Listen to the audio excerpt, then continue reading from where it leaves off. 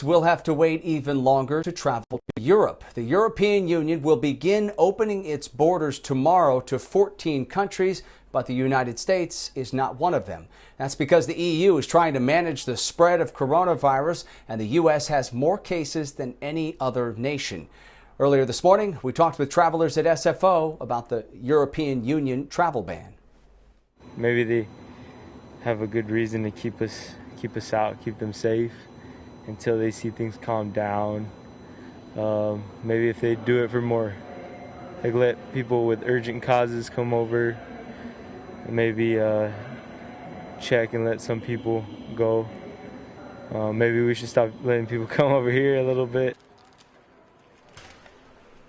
Other countries included in the ban, along with the U.S., include Russia, Brazil, and India. As for the countries that will be able to enter the EU tomorrow, they include Canada, Japan, South Korea, and Australia. For more on the travel restrictions that are now in place in the midst of this pandemic, we're joined by travel expert and journalist Angel Castellanos. Good to have you on. We appreciate it. So let's first talk about the ban on travel to the European Union here. Obviously, the U.S. and the EU really heading in opposite directions in terms of coronavirus cases. Their cases trending down, ours going the other direction. Does this make sense to you? And were there a lot of people? Was there a pent-up demand to take a vacation to Europe at this point? Well, listen, about 17 million Americans went to Europe in 2019 in the last 10 months of 2019. But it's no surprise to those of us who work in the travel industry. We saw this coming.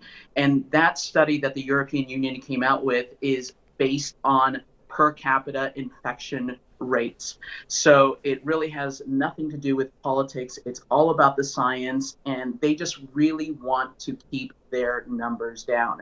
And that travel restriction is going to be evaluated every 2 weeks.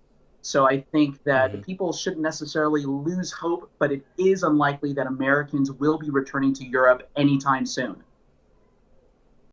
All right, so let's talk also about the other big headline for today, and that is that travelers traveling from here in California trying to get to the New York area are going to have to quarantine for 2 weeks, keep themselves in isolation before they can go out here. I imagine that means we're going to see a lot fewer people on any of these flights heading over to the New York area from California, right?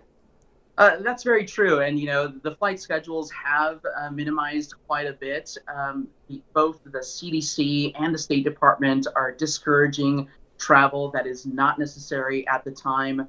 Hawaii and Alaska both have very similar procedures. Alaska now has a COVID test in place upon arrival. So there's a lot happening in the travel world that really restricts and discourages people from taking either a trip across the United States or a trip to Europe.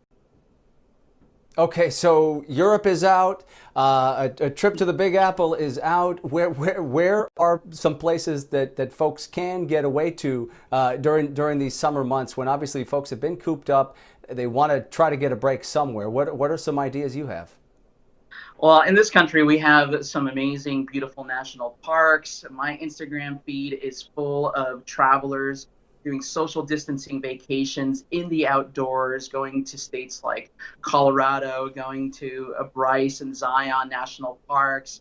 In this great state of California of ours, we have amazing redwood forests and lots of places where people can get outside, they can exercise, and they can have a socially safely distancing vacation. But if you're looking to travel elsewhere, you might want to consider Mexico or the Caribbean.